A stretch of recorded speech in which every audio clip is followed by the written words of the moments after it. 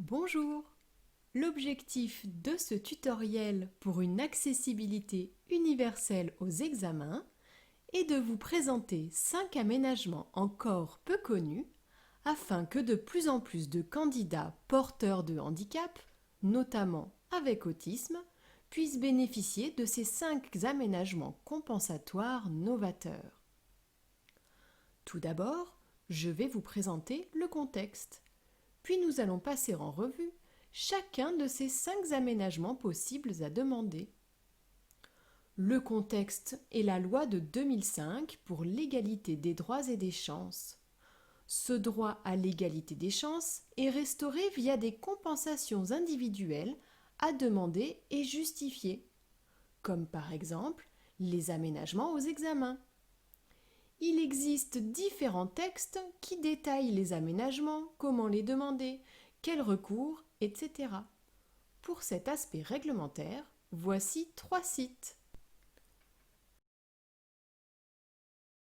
Autre élément de contexte, le contrôle continu compte pour 40% des notes du bac. Or, les épreuves en contrôle continu commencent dès janvier de l'année de première.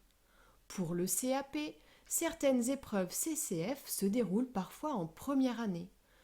Donc, essayez d'anticiper pour obtenir à temps les aménagements. Passons en revue 5 aménagements novateurs. Premier aménagement, l'utilisation de logiciels usuels d'accessibilité en examen. Par exemple, logiciels de dictée vocale ou de synthèse vocale. Jusqu'en 2019, les élèves pouvaient utiliser ces logiciels en classe, mais n'y avaient pas droit en examen. C'est désormais autorisé. Utiliser ces logiciels permet une autonomie par rapport à une aide humaine et constituera un atout dans le monde professionnel. Deuxième aménagement, l'utilisation de matrices. Une matrice est un document qui déroule une procédure. Elle offre un cadre permanent où sont visibles à la fois une structuration du temps et des tâches à réaliser. C'est comme un agenda visuel très détaillé des tâches à enchaîner durant un examen. En juin 2012, le ministère de l'Éducation nationale a autorisé un candidat grenoblois à utiliser des matrices. Chaque année, une dizaine de candidats avec autisme de l'Académie de Grenoble bénéficient des matrices pour compenser leurs fonctions exécutives. Pour des exemples de matrices du brevet, voici un site. Troisième aménagement souhaité, plus aucun examen à épreuve double. En effet, certains examens comportent 2 grandes parties indépendantes, par exemple l'épreuve d'histoire-géographie du baccalauréat. Ceci implique que le candidat se mobilise de façon massive, 2 fois de suite sans repos entre ces 2 parties enchaînées. Nombreux candidats avec handicap, épuisés après la première mobilisation, ratent totalement la suite. La solution est de permettre un vrai repos hors tiers-temps entre ces 2 parties indépendantes ou, à l'avenir, au niveau national, de supprimer les examens à épreuve double, comme par exemple en 2020 pour l'épreuve écrite de français du bac, la première partie sur le corpus a été supprimée. Quatrième aménagement, bénéficier d'un secrétaire ou d'un assistant déjà formé et validé pour assister un candidat en examen.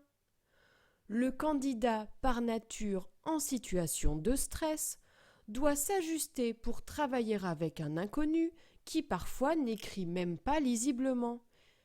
Il paraît équitable que le candidat puisse bénéficier d'un aidant déjà formé et validé pour un examen national. L'idéal serait de bénéficier du même aidant toute l'année pour les examens blancs, contrôles continus et examens finaux.